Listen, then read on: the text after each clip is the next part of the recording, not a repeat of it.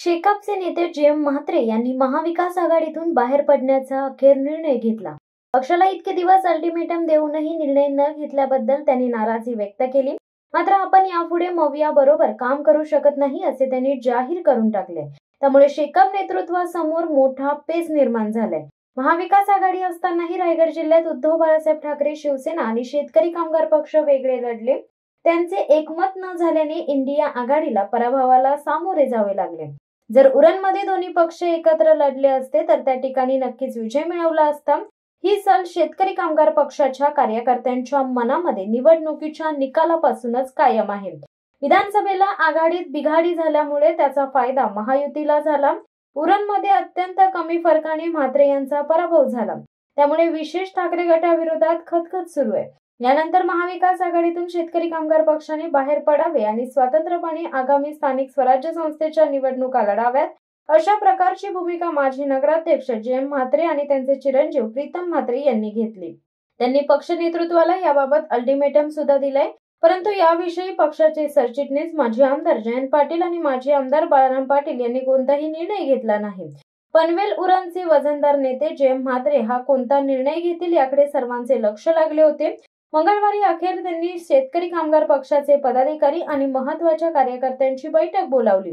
यामध्ये म्हात्रे यांनी आपली भूमिका विशद करीत यापुढे महाविकास आघाडीमध्ये काम करण्यात कोणताही रस नसल्याचे स्पष्ट केले।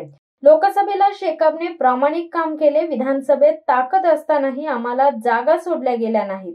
या उलट मवियातूनच उमेदवार उभे करण्यात आले। आगामी स्थानिक स्वराज्य संस्थेच्या निवडणुकीत त्यांच्याबरोबर खांद्याला खांदा लावून निवडणूक कशी लढवणार असा सवाल जे.एम. म्हात्रे यांनी उपस्थित केल्याचे समजते। महाविकास आघाडीतून लागलीच बाहेर पडता येणार नाही, याकरता काही वेळ लागेल असा शब्दात माजी आमदार बाळाराम पाटील यांनी म्हात्रे आणि त्यांच्या समर्थकांची समजूत घालण्याचा प्रयत्न केला होता। परंतु म्हात्रे आपल्या भूमिकेवर ठाम असल्याचे समजते। विधानसभा निवडणुकीमध्ये आमच्या विरोधामध्ये महाविकास आघाडीने उमेदवार उभे केले, त्यामुळे साहजिकच त्याचा तिसऱ्याला फायदा झाला।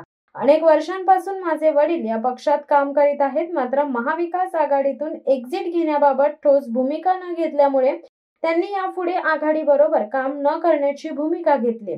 मात्र इतर कुठल्या पक्षासोबत जाण्याचा अद्याप कोणतीही चर्चा झालेली नाही, ही वस्तुस्थिती आहे।